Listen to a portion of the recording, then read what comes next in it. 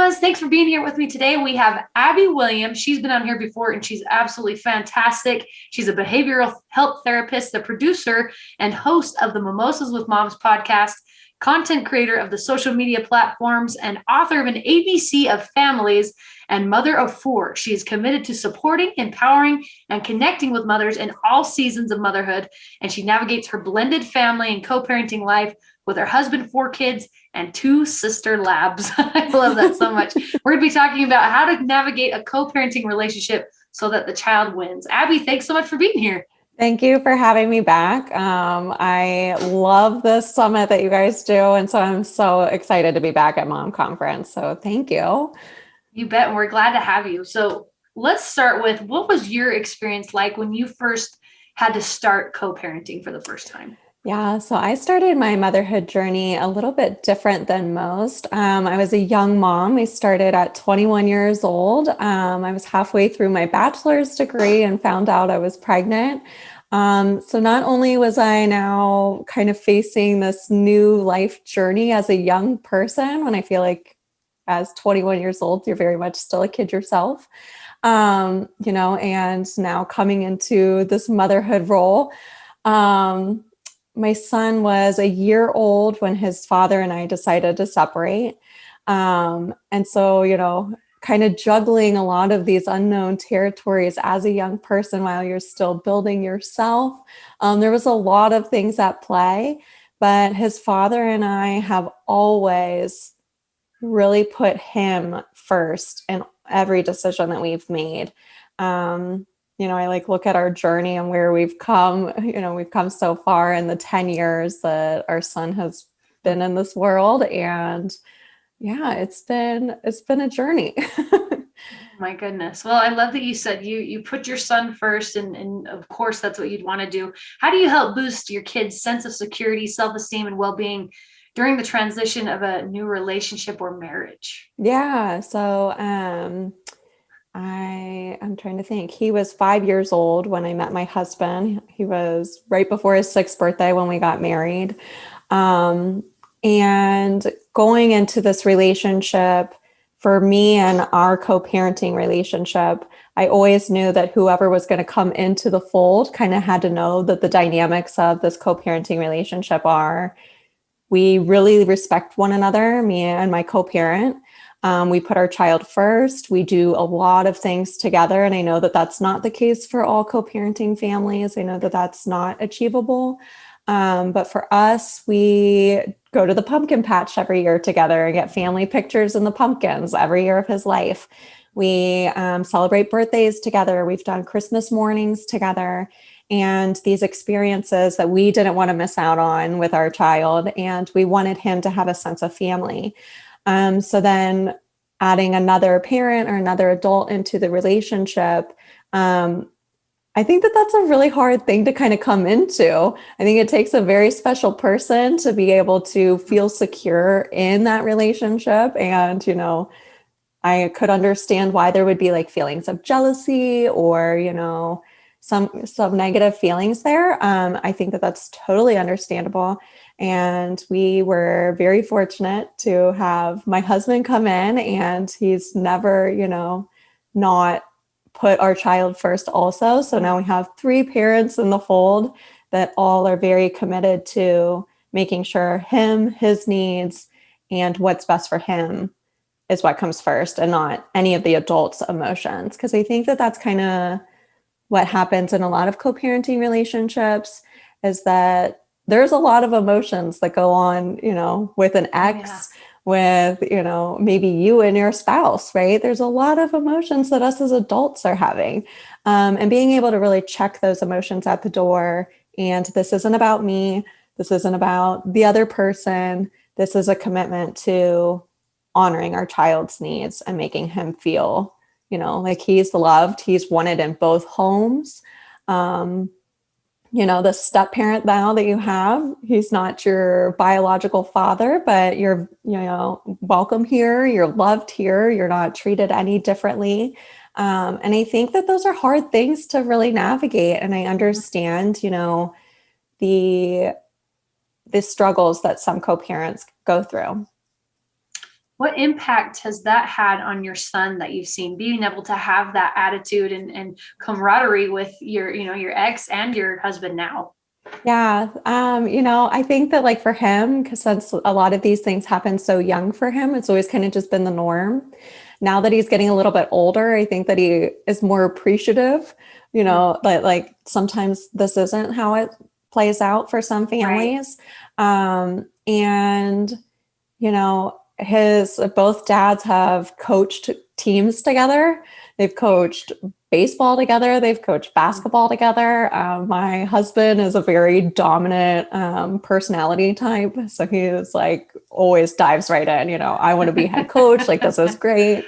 Where his biological father is more, he's a little shy, reserved, but doesn't want to feel left out. So, Right. we're like, yeah, like, you guys are going to do this as a team effort, and both be there for this child. And there's definitely a lot of looks that you get at the games. Like, how is this able to work out like this? Like that it's just not the norm sometimes. But I think that he truly does. He feels that love. He's able to go to donuts with dads at school pre-COVID and, sit with both of his dads. And, I think that is what is best for him. We've now added 3 more children into my marriage. So I have 4 children. And even them, where they don't go between these 2 homes, they're not in a co-parenting family, they're still in a co-parenting family or a blended family, right? And making sure that they feel included in this as well has been important to all 3 of us parents, where when we do exchanges, when my son's father comes to pick him up, he always comes into our home, he's talking to my other kids, he's got a secret handshake with the girls, and making sure that everybody just feels loved, included, and not like there's any, this is our family and your family and mine and yours, and I just don't think that those are burdens for our children to carry. This isn't a life that any of them chose. It was a life that we chose for them. Right. And how can we best navigate that for our children so that they feel loved, included, supported? I think that that's important. I think that is incredible and so rare. And I would imagine for some co-parenting situations that it could be difficult for the child. Yeah. So what advice do you have in showing compassion for your child as they kind of navigate through this, if maybe they're having a hard time? Yeah. And I will say that even though we have this rare and unique situation where we get along, we're able to do things as a family, we have this communication that I know is like hard for some co-parenting families. There's still been feelings for my son, there was still conversations. Why are you marrying this man and not my dad? There's still conversations of, he doesn't like going between 2 homes. And it's not because, he doesn't love mom's home and he doesn't love dad's home, but because you miss your other parent when you're not there, and those are hard things to go through. I think that acknowledging those feelings is the most important thing.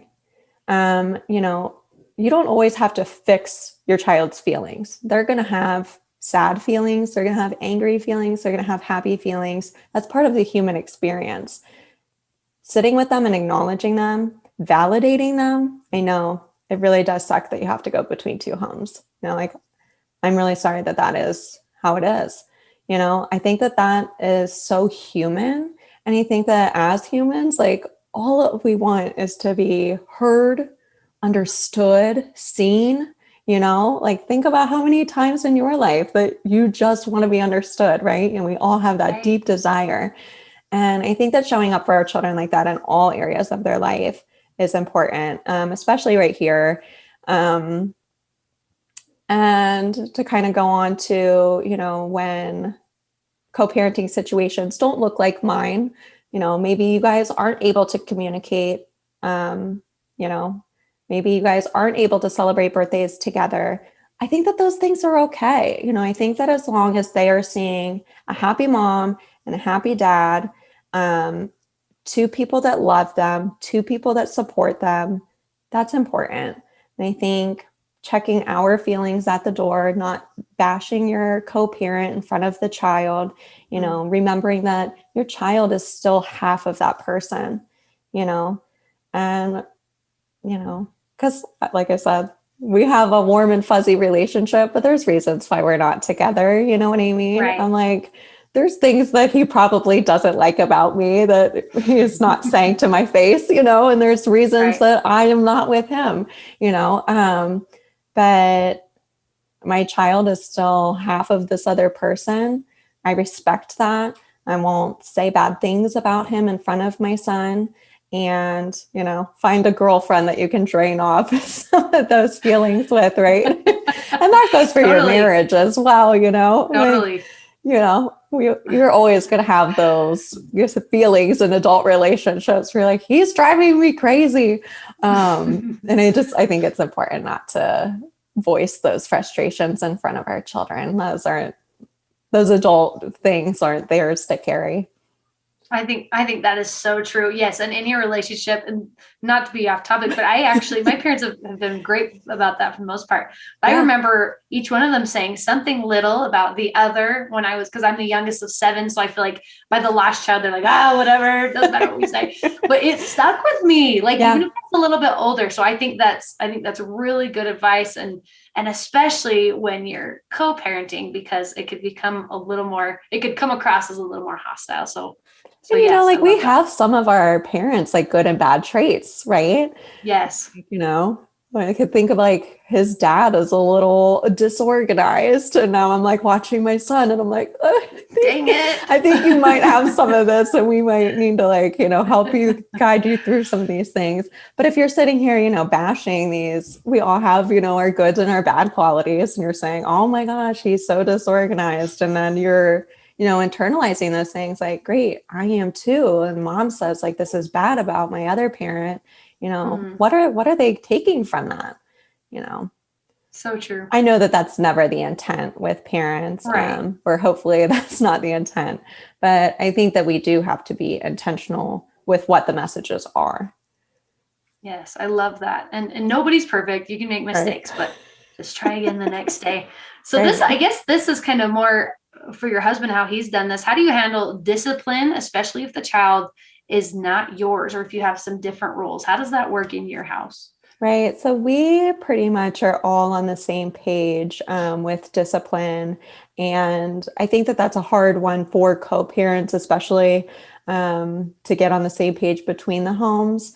We've done a pretty good job of being on the same page in our communication of,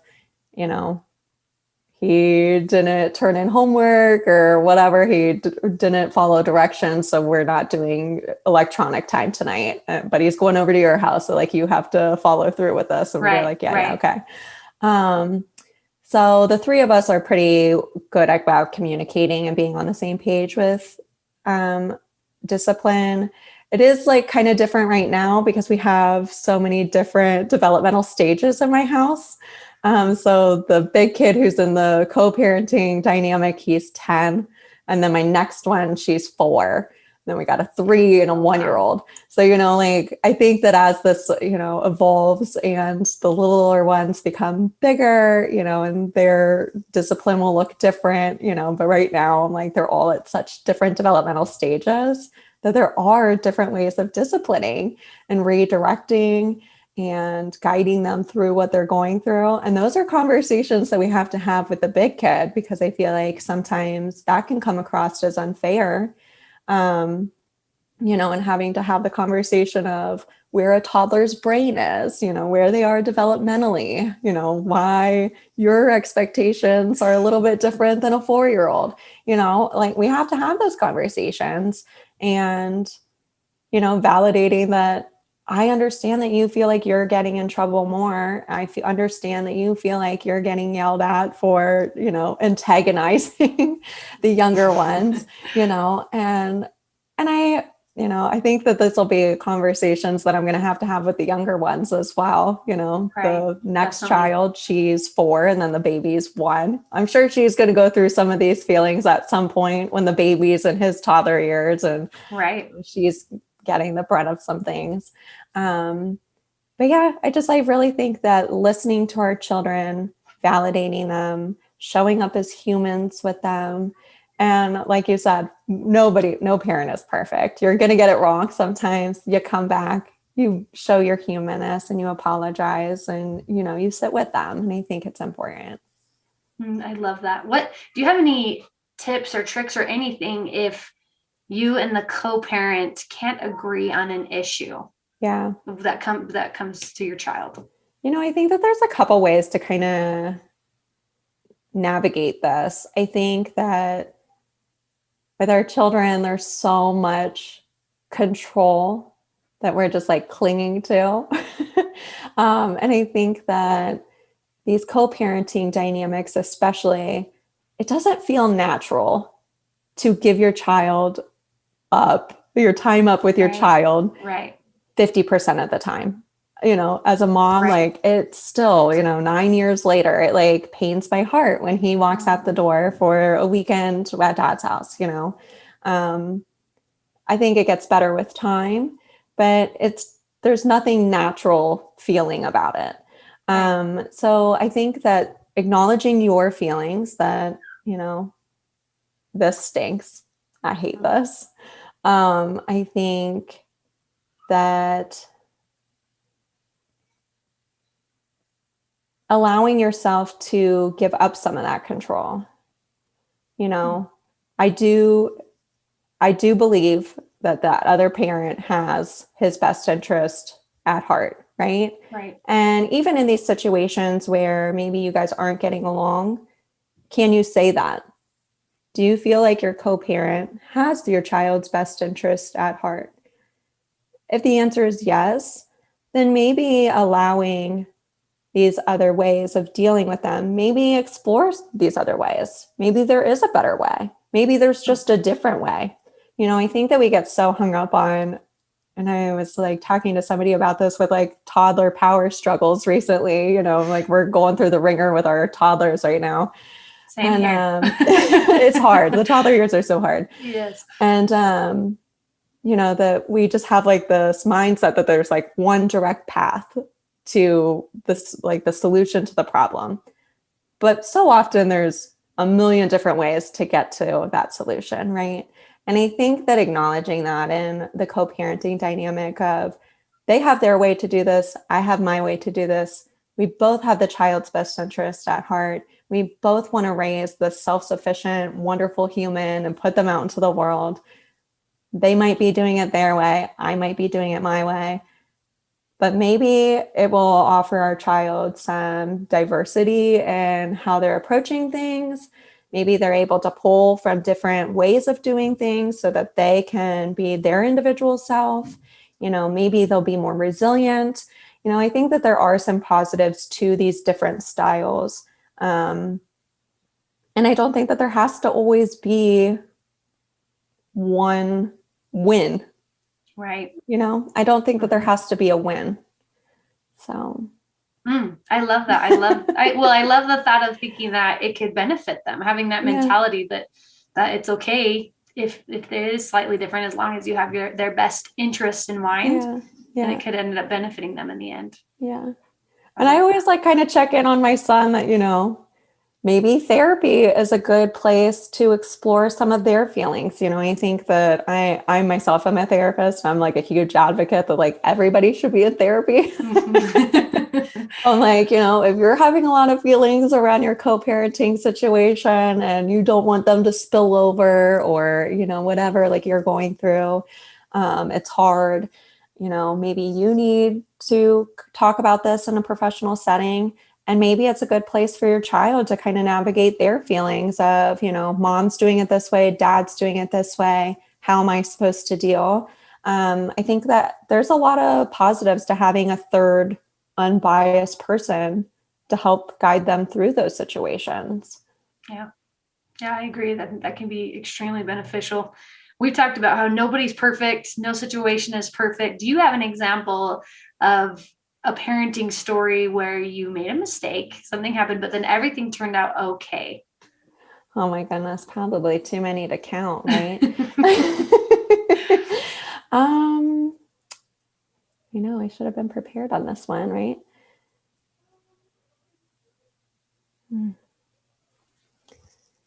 It definitely is a daily thing for sure. I know, I think so. It's a hard to pinpoint. I think that in our like modern society and our modern parenthood journey, we are so busy. We're so busy. We're being pulled in so many different directions. You have work, you have a house to run, you have maybe multiple children, you've got a marriage, you have yourself that you need to pour into that gets put on the back burner, and now you're burnout. You have this past year of this pandemic, and I think that collectively as parents right now, we are burnout. And I have found, so many moments this past year of this burnout feeling and like looking at myself in the mirror of where the heck did my patience go?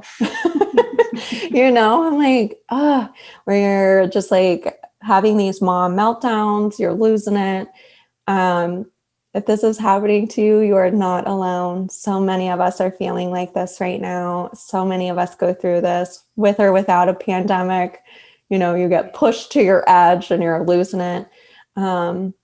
I think that these moments are so human and kind of important sometimes with our little people. Not that like we should be losing it on them all the time, right? But I think that showing them what apologies look like is what makes it okay. So I've definitely had a lot of these moments this past year of just feeling burnout, feeling like my cup isn't getting full, not having the supports. And then it just kind of unravels for me with my kids. And then being able to come in, connect with them, apologize to them, and it all turns out okay. You're not messing up your children because you had a mommy meltdown. You're raising children that can now have empathy, compassion, and that they know when they mess up how to come and ask for forgiveness. I love that so much. I feel like a lot of people probably think I don't need to apologize to my children, or like they're not going to understand or something, but they absolutely do. Even as little toddlers, they can pick up. I think my toddlers get the most out of it. Right. And we just like cuddle up and, it's okay, mommy. And I'm like, well, it's not okay, but, and like teaching them like those boundaries of that, the way that you talked to me was not okay, but, I appreciate you apologizing to me. There's so many things to be learned from these moments, and we grow as parents, they grow as people, and hopefully we can all be a more compassionate and empathetic world someday if we're, modeling these things in our homes. I agree. Abby, what would be your number one takeaway that you want moms to remember when it comes to co-parenting? It's hard, but putting your child first shouldn't be the hard part. I love that. Ooh, I love that so much. All right, Abbey Williams, Mimosas with Moms podcast. Everyone go check it out. It's amazing. All right, Abbey. Whoa, my AirPod fell out. Talk about a real moment. Thank you so much for being here with us and taking the time and sharing your knowledge. It was absolutely incredible. Thank you for having me. Hello, my name is Rich Christensen, and through the years of entrepreneurship and growing crazy businesses, I lost a view of what was really important. Through a series of really tender experiences, my mentor taught me you can replace anything in this world, but you cannot replace your family. So I made a dramatic pivot and started embedding deeply in my family some of the same principles that applied to business. My wife and I began very deliberately parenting. We looked for models, how not to mess our children up. There were really no good models to teach values, to entrench family unity, and to make sure that the values passed on in legacy to my children, and more importantly, my grandchildren and great-grandchildren. So like every great entrepreneur, I secretly created my own models. I was very hesitant to talk about it, but a few of my closest friends saw the impact that this was having on my children. I decided to take the processes that I used and create an online course so others could also work with their families to create tighter bonds, build confidence and self-esteem, while constructing a gorgeous legacy that they could live on past our lifetime. With this 5-part digital training series, you'll find the single most important lessons of thought leadership that I've ever created. There's 5 critical parts to this series, each with its very unique function. The first is symbols, creating unifying symbols that we all can touch to. Second is the doctrine, the guiding principles that we can tag and understand what the rules are. The third is the traditions or the rituals, where we actually formalize and we unite and show that we're unified with the values. The fourth, my favorite, the defining life events. The final section of this is the structure.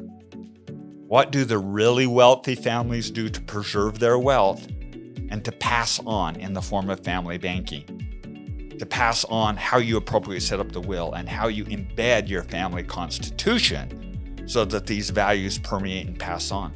I can tell you firsthand that taking these steps to create a beautiful life for my family is the most important work that I've ever done and also the most rewarding. I would invite you to learn some of these principles, unify your family, bond them, and take some of the guesswork out of this. And I'm going to provide you the framework to make that happen with this 30 years of life experiences. So join me, get your membership to build family legacies today.